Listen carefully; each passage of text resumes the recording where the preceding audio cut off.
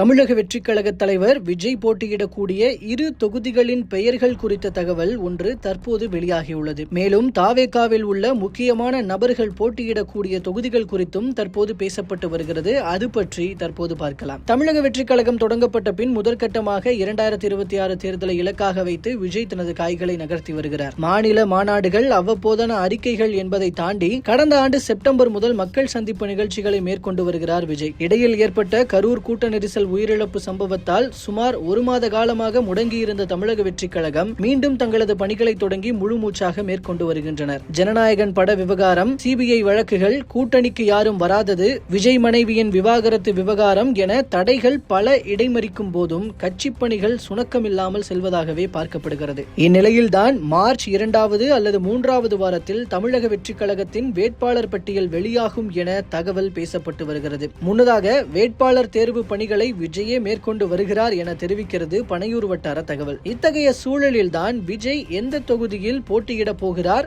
இன்னபிற முக்கிய நிர்வாகிகள் எங்கெங்கு போட்டியிடுகிறார்கள் என்ற தகவல் தற்போது வெளியாகியுள்ளது. அத்தகவலின்படி தமிழக வெற்றிக் கழக தலைவர் விஜய் பெரம்பூர் மற்றும் திருச்சி கிழக்கு என 2 தொகுதிகளில் போட்டியிட வாய்ப்பிருப்பதாக சொல்லப்படுகிறது. முன்னதாக விஜயின் வி சென்டிமெண்ட் அடிப்படையில் வி என தொடங்கும் தொகுதிகளில் அவர் போட்டியிட வாய்ப்பு எனவும், மீனவ சமூக மக்கள் அதிகம் வசிக்கும் பகுதிகள் கொண்ட நாகை, ராமநாதபுரம் போன்ற பகுதிகளில் போட்டியிட வாய்ப்பு அல்லது மதுரையில் போட்டியிட வாய்ப்பு என்றெல்லாம் கூறப்பட்டு வந்த நிலையில் தற்போது பெரம்பூர் மற்றும் திருச்சி கிழக்கு ஆகிய தொகுதிகள் சொல்லப்படுகின்றன. வேட்பாளர் பட்டியல் தயாராகியுள்ள சூழலில் வெளியாகியுள்ள இந்த தகவல் கொஞ்சம் கூடுதல் கவனம் பெறுகிறது. மேலும் பொதுச் செயலாளர் என் ஆனந்த் தியாகராய நகரிலும், செங்கோட்டையன் கோபிச்செட்டிப்பாளையத்திலும், அருண்ராஜ் திருச்செங்கோட்டிலும், சிடிஆர் நிர்மல்குமார் உசிலம்பட்டி அல்லது திருப்பரங்குன்றம் தொகுதியிலும், ஆதவர்ஜுனா வில்லிவாக்கத்திலும், பொருளாளர் வெங்கட்ராமன் மயிலாப்பூரிலும், ராஜ்மோகன் எழும்பூர் தொகுதியிலும்,